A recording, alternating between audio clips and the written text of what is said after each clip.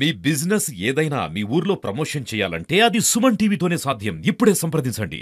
ఏదైతే మైబాద్ ప్రాంత యువకులకి ఉద్యోగ అవకాశాలు రావడం కోసం వచ్చే టర్ములో ప్రయత్నం చేద్దాం అనుకున్నామో ఆ ప్రయత్నంలో మా పార్టీ ఓడిపోవడంతో ఆ కార్యక్రమం ముందు పడలేదు. వాస్తవంగా చిన్న తరహా పరిశ్రమలను పెద్ద ఎత్తున స్థాపించాలి. గిరిజన ప్రాంతం, పేదలు, బడుగు, బలహీన వర్గాలున్న జిల్లా. ఈ కొత్త జిల్లాలలో చదువుకున్న యువత అంతా కూడా ఉపాధి రంగాలు అభివృద్ధి చేసి ఉద్యోగ అవకాశాలు కూడా కల్పించాలనేది మేము గతంలో సంకల్పించాం. అందుకనే గుండ్రాదమడుగు ప్రాంతంలో 500 ఎకరాలని ఐడెంటిఫై చేసుకుని కూడా పెట్టుకున్నాం. ఈ టర్మ్లో ఎట్టి పరిస్థితిలో పారిశ్రామిక సంస్థలు నిరుద్యోగులైన యువకులకి కల్పిస్తే వేలాది మందికి మన జిల్లా కేంద్రంలోనే మనం అవకాశాలు కల్పించవచ్చు. అది మరి ఆ ప్రయత్నం చేసినట్టుగా కానీ కనీసం అడుగు ముందును పడ్డట్టు కానీ ఇక్కడ ఉన్న నేతలు కానీ ప్రభుత్వానికి కానీ లేదు. దురదృష్టం ఏంటంటే కేంద్ర ప్రభుత్వం ఆధీనంలో ఉన్న రైల్వే శాఖ శాంక్షన్ చేసినటువంటి railway mega freight maintenance depot POH ROH sanction అయింది మైబాద్కి.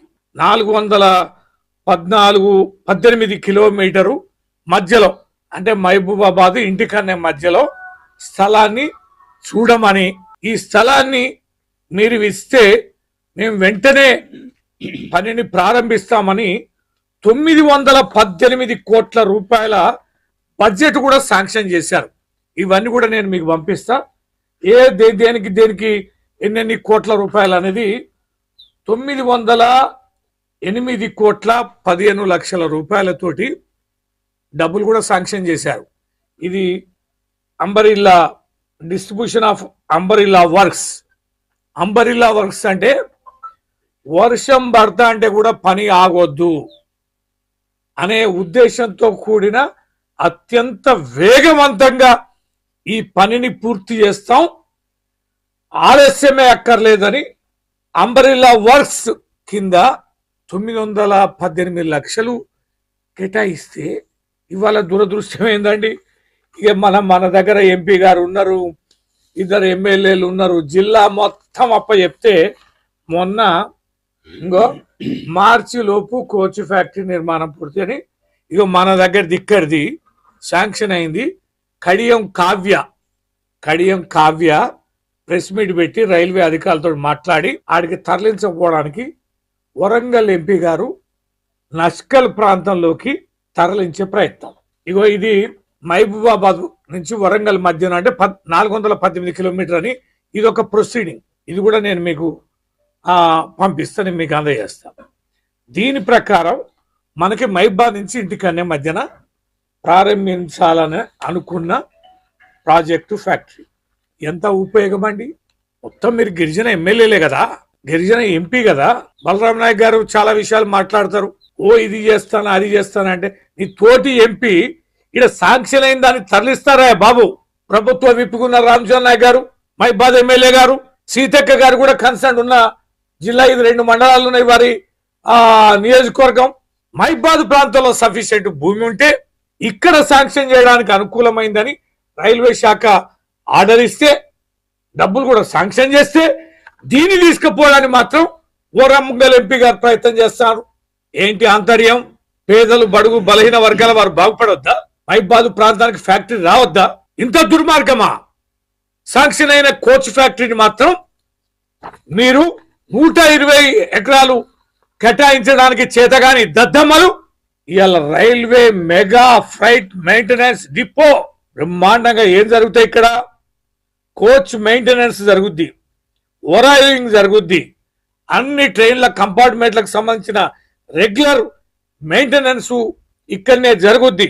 ఒక టెస్టింగ్ సెంటర్ కూడా ఇక్కడ అన్ని, అంటే మనం ట్రైన్స్ అని ఇక్కడ ఉన్నాయా, ఇంజిన్లు కరెక్ట్ ఉన్నాయా, ట్రాక్స్ అని, ఇది కంపార్ట్మెంట్లన్నీ, వ్యాగన్స్, కోచెస్ అన్ని కూడా పర్ఫెక్ట్ ఉన్నాయా లేవా అని టెస్టింగ్ సెంటరు.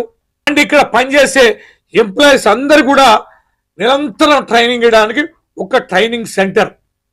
ఇన్ని అవకాశాలు, ఇన్ని రకాల పనులు చేయడానికి మహబూబాబాద్ ప్రాంతంలో ఈ POH అండ్ ఆర్ఓహెచ్ శాంక్షన్ అయితే తరలించడానికి ప్రయత్నం చేస్తున్నా. దద్దమ్మలకి నేను విజ్ఞప్తి చేస్తాను, అది ఎగ్గొట్టే బీజేపీ ప్రభుత్వం మహిబాద్ ప్రాంతానికి అదే మరి మీరు ఆ ప్రయత్నం చేయలే పోయింది. మరి వచ్చిన ఫ్యాక్టరీ కూడా బొడగొడతారా?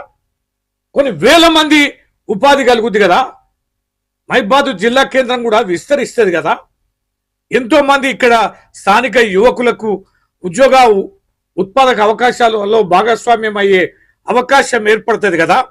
ఎట్టి పరిస్థితుల్లో తక్షణమే స్పందించాలి, లేకపోతే వెంటనే మీరు కనుక స్పందించి రేపటి ఎల్లుండిలో కనుక స్పందించి మీ కార్యాచరణ ప్రకటించకపోతే మహబూబాబాద్ అన్ని రాజకీయ పార్టీలతో మాట్లాడతాం, అన్ని సేవా సంఘాలతో ఎన్జిఓలతో మాట్లాడతాం, అన్ని యువజన సంఘాలతో మాట్లాడతాం. ఒక అఖిలపక్ష సమావేశాన్ని ఏర్పరుస్తాం. కాంగ్రెస్ నేతలు ఇక్కడ తిరగకుండా అడ్డుకొని తీరుతాం.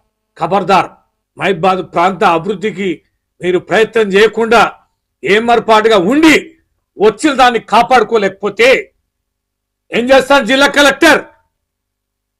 కలెక్టర్ గారు ఆదేశాలు ఇచ్చింది ల్యాండ్ చూపించమని. ల్యాండ్ లేదా? వందల ఎకరాలు భూ కబ్జాలు అవుతున్నాయి. ప్రభుత్వ జాగాలు కబ్జాలు చేస్తా అంటే పట్టించుకోవడం చేత కాదు. ప్రభుత్వ స్థలాలని ఇంత భారీ పరిశ్రమ వస్తుంటే దానిని ఎలకేట్ చేద్దామనే సోయి ఉండదు.